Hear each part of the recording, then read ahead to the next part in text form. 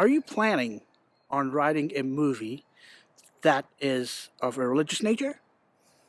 Got some tips for you because I've watched plenty of films, or rather, a few films of a religious nature and devotional movies.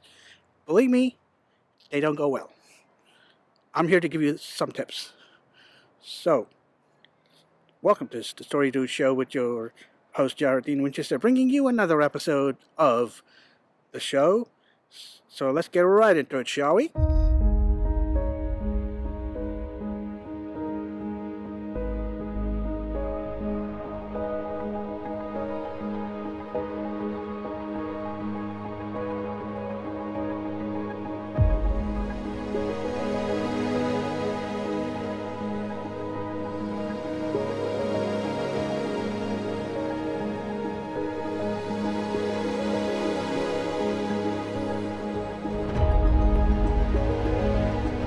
I'll give you another example. I'll give you one example, prime example, of a movie that did not do well, bombed for obvious reasons, and that movie, or should I say franchise of movies, that's the God is Not Dead movies. The problem with that is it delivers a message which on the surface is unclear, which is surface on the surface is clear, but when you ask the writer, they simply will tell you that God told them to write it, that some superior being told them to write it. Here's the problem.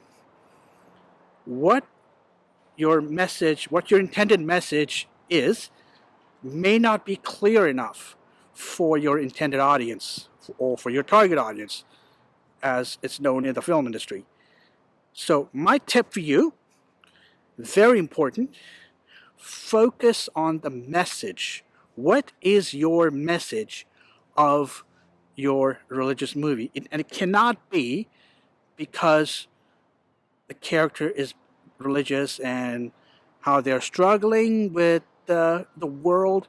It's not just one of those, it shouldn't be one of those me against the world type thing, which is fine if you have a purpose. Like, for example, the me against the world is if you have an idea, nobody is listening to you, but it's valid.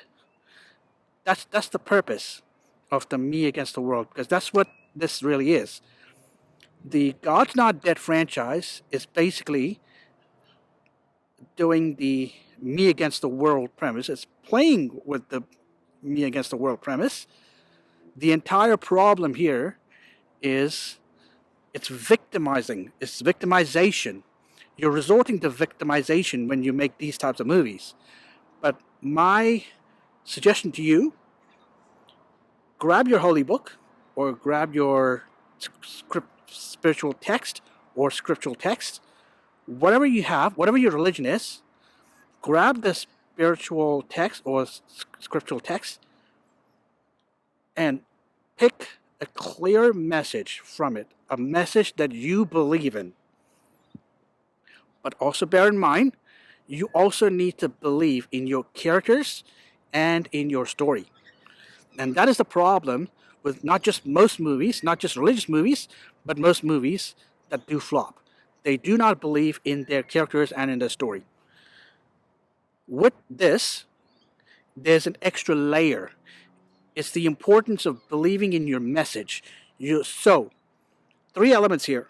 Believe in your story, believe in your characters, and believe in the message that you're trying to convey. I am probably going to be not the best person to tell you this, but as someone who has watched plenty of devotional movies that showed promise, that had powerful soundtracks in them, but for some reason they should be inspiring the audience, but they don't.